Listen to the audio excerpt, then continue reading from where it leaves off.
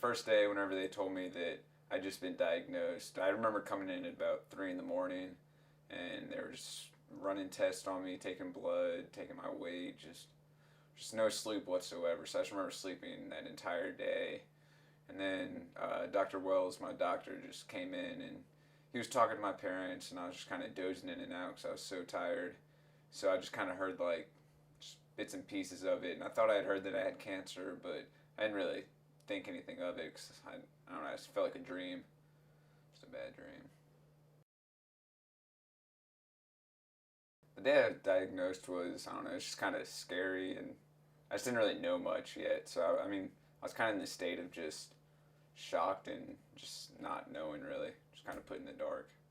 Once the reality kicked in, I was just kind of, I don't know, I was just like, well, might as well just get through it and just get on. Whenever I told my friends, it was kind of just like I sent out a text to like my closest friends, and then they kind of spread the word to everybody.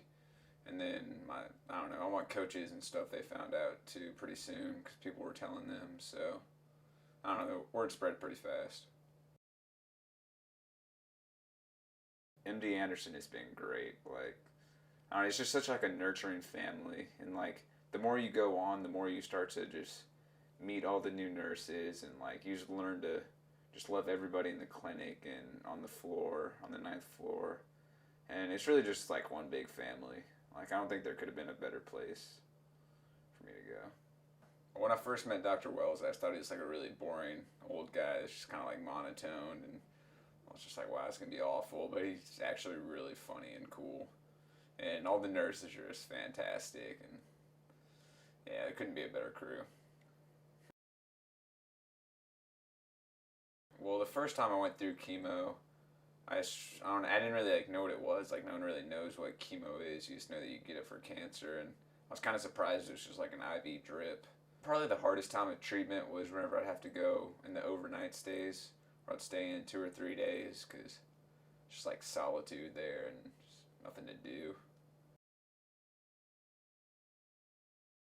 Well, the thing that really kept me from going crazy was knowing I'd get out pretty soon, so just had to look forward to that. And I'd text people and get on the computer and stuff, so that helped time. Probably the biggest thing that helped me out was working out and just being with friends, because it would just take my mind off things, and I'd just feel like everyone else again. Probably the biggest changes in my life were I couldn't really like go out all the time because I'd have treatments the next morning. Like, I'd miss tests and stuff in school, and that'd be kind of hard to get into. And I probably I don't know, I had to become more responsible and like keep up on all my own stuff. And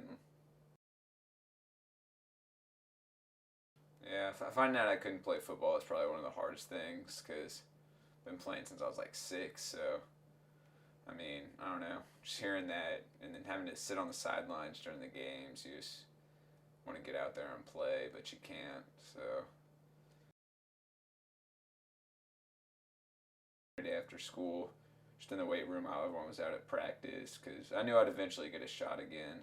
So I just wanted to make sure that I was in the best shape I could be in, and then just I don't know, you just don't really focus on that whenever you're like working out or something. Like, that's all you think about is working out. You don't think of all the cancer or anything like that.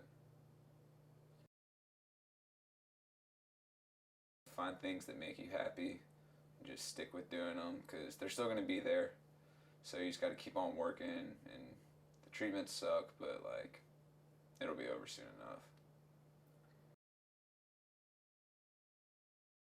I think the biggest things the doctor should know is that the social life of a teenager is almost just as important as their health is. So they need to be willing to let them go and do stuff that they enjoy.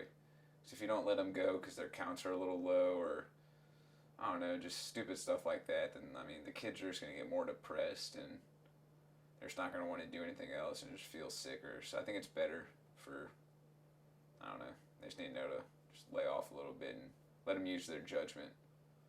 Let the kids use their judgment, I mean. Yeah, dealing with high school and cancer, like, I don't know, it seems like it'd be hard, but it's all just like a balancing act. Like, I usually miss every Wednesday, so on Tuesdays, so I'll just ask my teacher what I'm gonna miss. So I just get all that work and do that on Wednesday when I'm in the clinic. So I mean, I don't know. It's kind of hard to balance like the social part of it too, because you're always a day behind everyone else. So you're always trying to.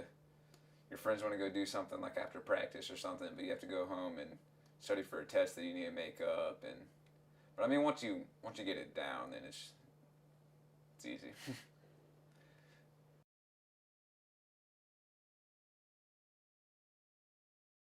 I'd say school was probably one of the better programs there. Like I didn't attend the MD Anderson school, but they were able to get me tutors to help me with all the work that I'd missed whenever I was in the hospital. So I missed like 3 or 4 days at a time, and all my teachers would just send me the work, and then the tutors would kind of help me through it for the most part if I needed help.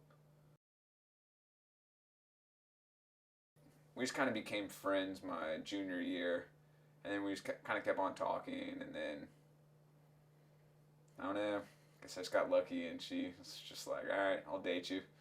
So then we started dating, and then we got really close, and now we're still together. And she always comes and sees me whenever I did have to go to the hospital. She would come up and see me, and I don't know. She's been really supportive. So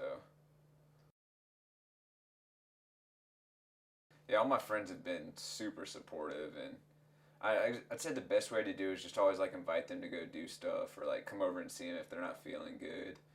Cause I don't know, all my friends are always including me on everything. Even if they know I'm gonna be in the hospital, they'll still text me and ask me if I want to come do something. And you just gotta, I don't know, like swarm them and show them that you care for them. And I guess the most important part is just kind of treat them like they're still normal, because they don't really want to be like, I don't know, you don't want to feel different than everyone else. The best way to deal with parents is at first it gets kind of annoying because they're always there. They're always just hovering you, and they're like, "Oh, you can't touch that. Like, don't do that. Like, I gotta clean this before you use it." But then, slowly as time goes on, they start to get more relaxed. They give you more responsibility. Let you like go out with your friends and just kind of, I don't know. And then you start to like them more once they do that. Like at the beginning, you just like don't want to talk to them because they're always there. But then you'll start to come around, and as long as the parents are just like nurturing and like respect what you want to do, give you freedoms, then you'll return it. Yeah, there's definitely been some positives. Like I don't know, it just gives you a whole new outlook on life that I think you have to like get cancer before you can really realize how your outlook changes. Because I don't know, in a sense you could die, so it just kind of changes your perspective on life and what's important and what's not.